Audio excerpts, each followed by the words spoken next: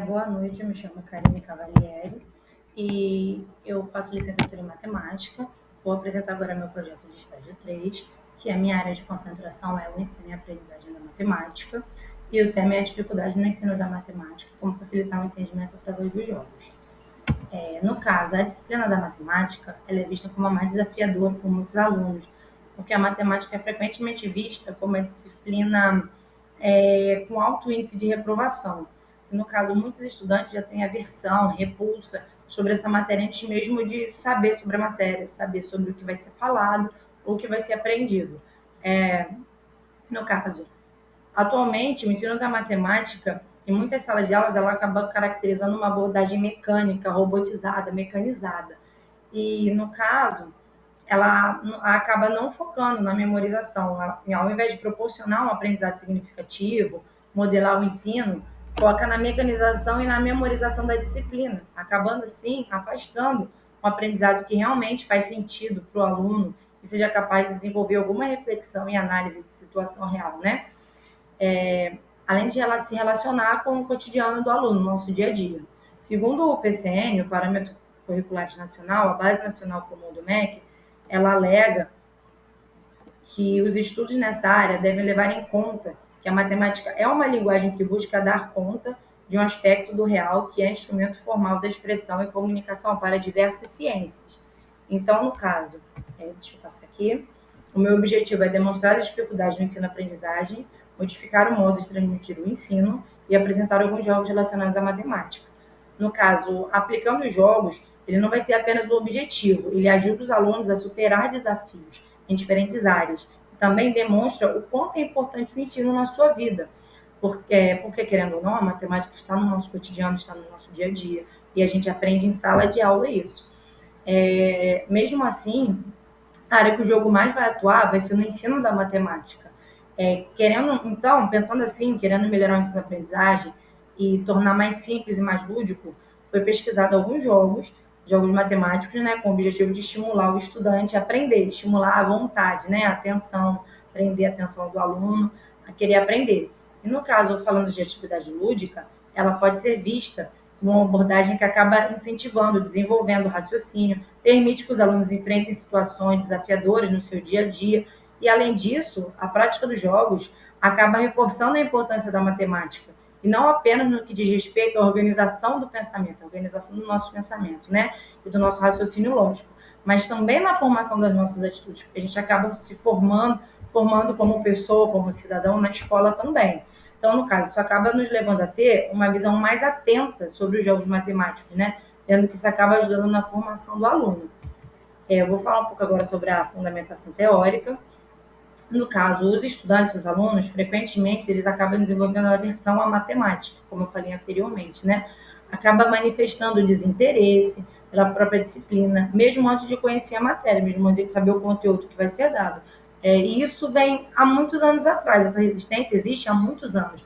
No caso do meu pai e da minha mãe, eles ainda falam, nossa, tinha um professor de matemática que eu detestava, era só ele entrar em sala de aula que eu detestava, eu nunca aprendi nada com ele, ou coisa do tipo, né? Então, no caso, essa resistência, ela acaba exigindo do tutor, do educador, né, que busque maneiras de tornar a experiência do aprendizado mais atrativa.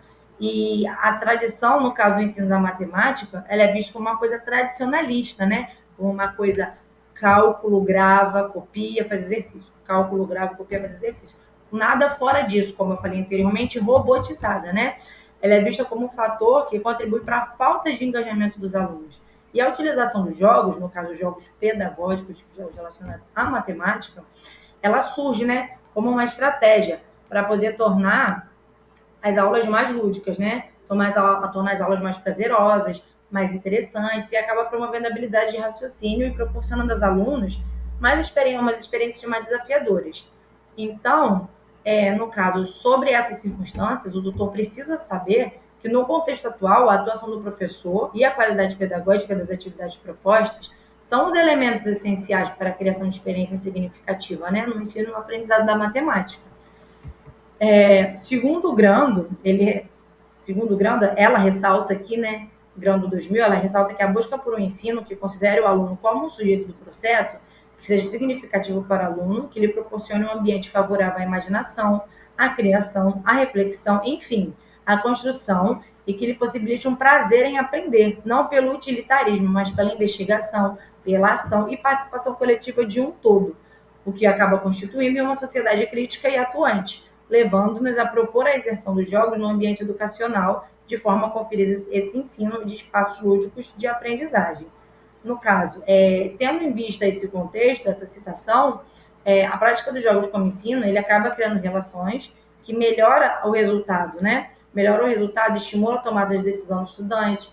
E sabendo sobre a atividade de jogo no ensino-aprendizagem, a gente acaba levantando uma questão, né? A necessidade da gente demonstrar de forma clara a variação das definições relacionadas aos jogos. Segundo Kishimoto 94, ele tenta definir o jogo, ele define o jogo, ele fala que definir o jogo não é uma tarefa fácil. Quando se diz a palavra jogo, cada um pode entendê-la de modo diferente. Pode-se estar falando de jogos políticos, de adultos, de crianças, de animais ou de amarelinha, de xadrez, de adivinhas, de contar histórias, de brincar de mamãe e filhinha, de dominó, de quebra-cabeças, de construir barquinho e uma infinidade de outros. Tais jogos, embora recebam a mesma denominação, têm suas especificidades, né? Então, no caso, ele acaba defendendo que mesmo o jogo sendo visto como uma atividade lúdica, ele precisa de regras para o seu funcionamento, para a sua atividade. No caso, segundo Macedo, 2006, ele fala que o jogo ele é uma atividade delimitada, porque ele permite a combinação de espaço e tempo incerta, porque não se tem a certeza do resultado, improdutiva, porque não há intenção de gerar ganhos ou bens materiais, regulamentada, porque está sujeita às suas próprias regras, fictícias, porque trabalha com o irreal. A natureza lúdica, divertida e alegre, e que se sustenta pelo simples prazer funcional, são atributos do jogo. Ninguém é obrigado a gozar ou permanecer do jogo. Mas, entretanto, Gardner, 61, ele fala que a ideia do jogo combina com muitos significados. Sendo assim, muitos significados interligados, né? Como se fosse membro de uma família, como se fosse membro de família se tratasse. Compartilhando a mesma história, o Bruegger, 98, ele tem a seguinte referência. O jogo é intrínseco e varia de definições que são apresentadas por diversos autores, que não existe uma definição universal, mas sim várias definições, as quais vão desde a interpretação de jogo como uma atividade, no qual o jogador entrega-se pelo prazer que este proporciona, mas como meio de recreio e distração, uma brincadeira infantil e mesmo um passatempo sujeito a regras, onde em geral se arrisca dinheiro. Esse é segundo o Bruegger e o Macedo, né? No caso, desse modo, não tem um modo fácil de achar só um significado para o significado do jogo, mas é uma verdade que parte dos filósofos e antropólogos definem o jogo como uma atividade com uma razão própria de ser. Cada jogo tem o seu objetivo, a sua definição, né? Então, no caso, buscando um pouco da origem da palavra, Grando, 95, ela acaba destacando que, etimologicamente, a palavra jogo vem do latim loco, que significa facejo, zombaria e que foi empregada no lugar do ludo, brinquedo, jogo, divertimento e passatempo. Segundo Cailós, 1990, o jogo acaba que evoca várias concepções e contribui para um ambiente descontraído e divertido. Então, deste modo, percebe-se que o jogo é uma atividade livre. Sendo assim, se o participante for obrigado a jogar, não seria mais algo lúdico nem divertido. No caso, no próximo slide, eu vou mostrar para vocês o jogo 4 em linha, que é um jogo feito para ser usado como recurso, né? Recurso pedagógico. Ele é um jogo para o estudante desenvolver a habilidade de converter um radical à potência com expoente fracionário. No caso, como vocês estão vendo aí, o jogo é 4 em linha e o professor, no caso, entrega uma tabela para uma dupla de estudantes e o jogador decide qual símbolo vão utilizar para marcar sua jogada, se é o X ou se é a bolinha, o zero, né? Conforme o jogo, geralmente é igual ao jogo da velha, né? X ou no caso, o primeiro que joga, ele vai escolher a raiz registrada na tabela e vai falar, eu quero a raiz tal. Em seguida, ele vai observar qual a potência que corresponde àquela raiz e também vai falar em voz alta. Se esse jogador acertar, ele vai fazer, no caso, o X ou a bola, que é a marca que ele escolheu, tanto na raiz como na potência correspondente. E depois vai ser a vez do outro jogador. Se esse jogador não acertar, não vai ter não acertar é a vez do outro, e ele faz a mesma coisa, procura a raiz, vê se tem a potência e marca. No caso, aquele que primeiro conseguir completar a linha de coluna ou diagonal, ele vai ser o vencedor. No caso, um jogo simples, fácil, só você imprimir um papel, dividir em dupla, não gasta dinheiro, só que precisa de planejamento. No caso, a linguagem da matemática, ela pode ser desafiadora para os alunos e acaba se tornando mais fácil de ser entendida por meio da dinâmica do jogo, como esse jogo. Ele parece ser uma coisa simples, mas ele acaba falando de potência e de radiciação, né? No caso, ao construir uma linguagem auxiliar que faz sentido dentro do contexto lúdico, o aluno consegue estabelecer uma ponte que consegue facilitar o entendimento da linguagem matemática, vendo que o estudante consegue entender a disciplina, vendo que inclui os jogos em sala de aula, se obtém vários benefícios no ensino-aprendizagem. Fazendo uma observação, mesmo que as pesquisas relacionadas aos jogos como metodologia de ensino da disciplina serem frequentes e antigas, tanto que Kishimoto fala em 94, Grando fala em 95, 2000, Macedo fala em 61, mesmo assim a gente percebe que alguns tutores não aceitam o uso dos jogos. Eles acabam alegando que não tem tempo, ou que os alunos não ficam quietos, e no caso, é complicado mesmo você fazer um jogo, o aluno ficar enfileirado e quieto, ele fica o oposto disso, né? Que no caso, eles ficam animados. Quando a gente se aplica um jogo em sala de aula, geralmente é aplicado para fazer em grupo. Eu, no caso, particularmente, eu gosto de passar em grupo. E assim o barulho em sala de aula começa a aumentar, necessita de mais atenção, mais trabalho para o professor, e acaba aparecendo até situações que ele nunca teve que desenvolver. Então, no caso, definir o jogo apresenta dificuldade, né, devido às suas várias interpretações, mas abrangendo desde atividades infantis e jogos mais complexos. Para que os jogos funcionem como ferramenta do aprendizado, é essencial que eles possuam regras e estrutura, contribuindo para a criação de relação positiva e melhorias nos resultados educacionais. Com a aplicação dos jogos, o aluno começa a ficar animado e feliz, né?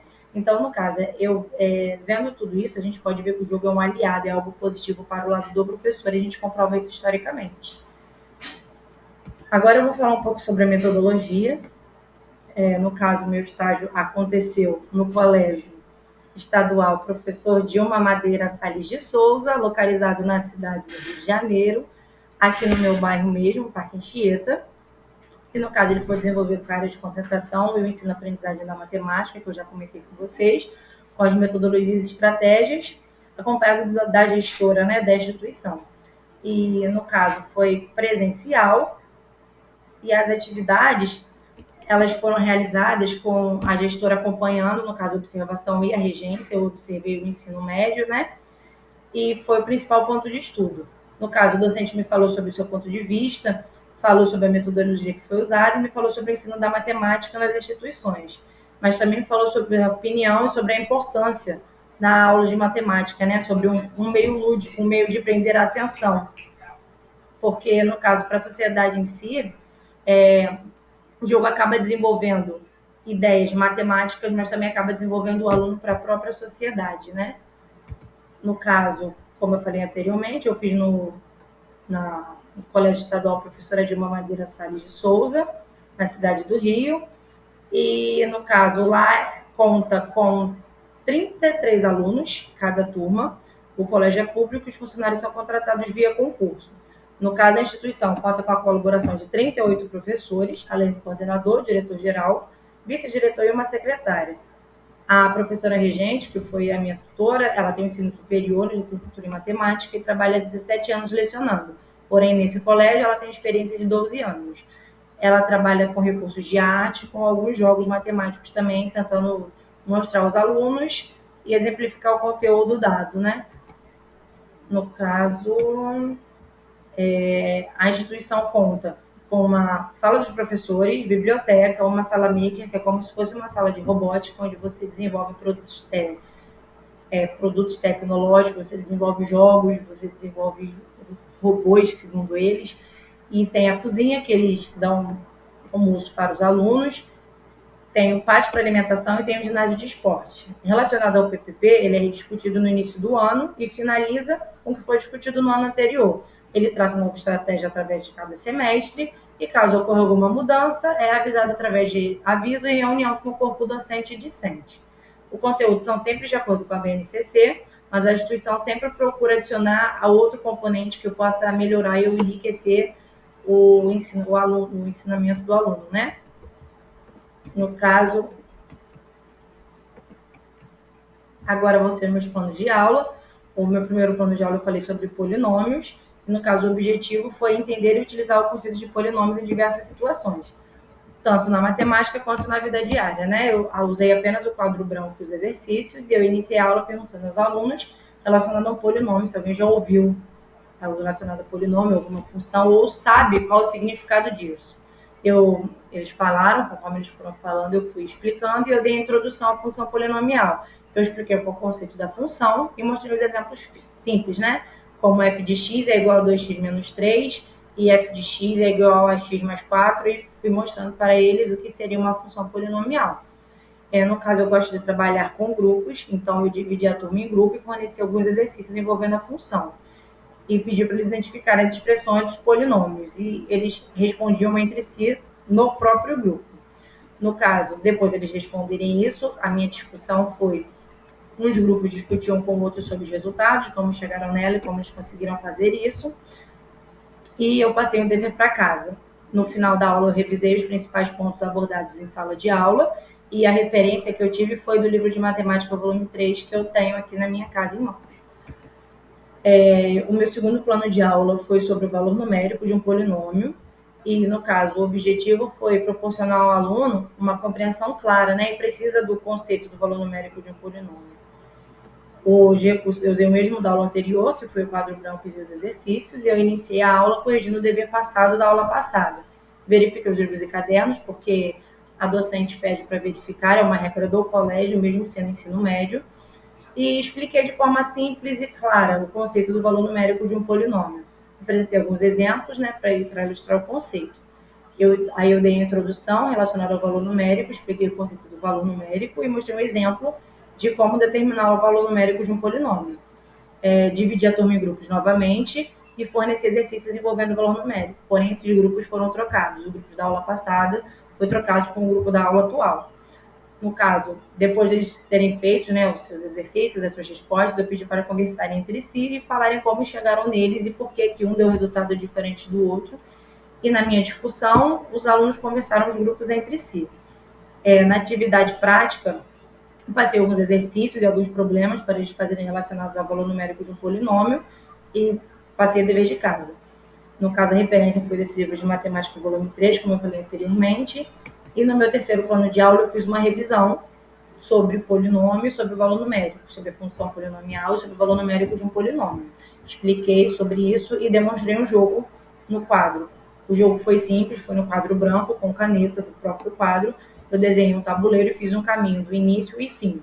E fiz umas funções polinomiais ao lado no quadro. Como o quadro é grande, eu dividi em dois, dividi a turma em grupos de 4 e escrevi no quadro as funções, e a cada casa andada, você tinha que resolver a função. Se você acertasse, você andava 2 ou você andava 1. Se você errasse, você podia voltar uma casa ou voltar toda do início, dependendo do número que você tirar no dado, né? A atividade principal foi esse jogo que eu passei, e, no caso, a minha discussão foi eles trocarem de tabuleiro. Um grupo trocava de tabuleiro com o outro. No caso, no final da aula, eu perguntei o que eles acharam, se eles gostaram e como eles desenvolveram. E eu vi que assim eles conseguiram fazer melhor do que quando eles fizeram na aula anterior no caderno como exercício. Eu vi que nos jogos eles conseguiram resolver melhor do que no caderno como exercício. E a minha referência foi o livro de matemática do volume 3 novamente. A minha vivência de estágio foi observação das turmas 2001, 2002, 2003 e 2004, e observação da turma 3001, 3002 e 3004. No caso, a 3003 eu fiz regência, todas do ensino médio. No caso, antes da regência, somente na observação, eu vi que existiam muitas dúvidas, os alunos muito interessados, e quando pedia ao professor, perguntava ao professor, não era sobre como fazer ou se estava errado ou por que estava errado. Era, professor, qual a resposta para o meu caderno não ficar em branco? Então, eu vi que eles tinham muito desinteresse e eles não tinham preocupação em aprender. A maioria dos alunos com aparelho celular, é difícil você achar um aluno em sala de aula que não tem aparelho celular, tanto no público quanto no particular. E a maioria em rede social, tirando foto, WhatsApp ou até em jogos, dependendo, né? E esses mesmos alunos não têm noção nenhuma de funções básicas, sabe? Não tem noção nenhuma de regras básicas, tabuada, não sabe. E no caso, isso acabou gerando muita frustração para docente que estava ali lecionando, né, dando sua matéria e tentando dar de forma lúdica a sua matéria para fazer com que o aluno consiga aprender. No caso, o colégio fez uma reunião com os pais, porém não teve sucesso, porque os pais culpam o docente pelos alunos reprovarem e pela falta de ensino. Houve um caso que o pai queria até agredir o professor por conta do aluno não saber fazer uma conta simples. Só que o pai não culpava o aluno, culpava o professor. No caso, a escola fez uma reunião com os pais pedindo para eles trabalharem juntamente com o professor, para assim eles terem sucesso com os filhos, porém eles alegam que o erro é da escola e não do aluno nem dos pais. No caso, na sala dos professores onde eu fiquei, os próprios professores relataram para mim que eles estão frustrados, que eles não veem a hora de acabar, de se aposentar, porque não vale a pena, porque eles estão dando tudo de si, e os alunos não querem saber sobre isso, não têm interesse, não têm vontade, e eles acabam ficando frustrados por estar lá, dando tudo de si, não recebendo nada em troca. E, no caso, o professor acabou ficando desinteressado, acaba ficando chateado, e o aluno não percebe isso, ele acaba achando a aula muito chata e monótona. Vendo isso, a gente pode perceber que é necessário trocar o tradicionalismo da aula de matemática para um modo lúdico, um modo com uma atividade lúdica, como os jogos no ensino, jogos com o objetivo de ensinar matemática, ensinar a matéria, como eu dei na minha aula, na minha regência. E a gente pode ver, quando eu dei a regência, com o jogo, eu percebi que foi mais fácil eles resolverem a função no jogo, no tabuleiro, do que na folha. Porque para eles era uma coisa diferente, era uma coisa nova, era uma coisa atrativa. Então, no caso, como eu fiz o jogo com a função polinomial, eu vi que eles tiveram mais vontade nisso. E eu vi que fez efeito. No caso, essas são as minhas referências. Eu agradeço a oportunidade. Obrigada.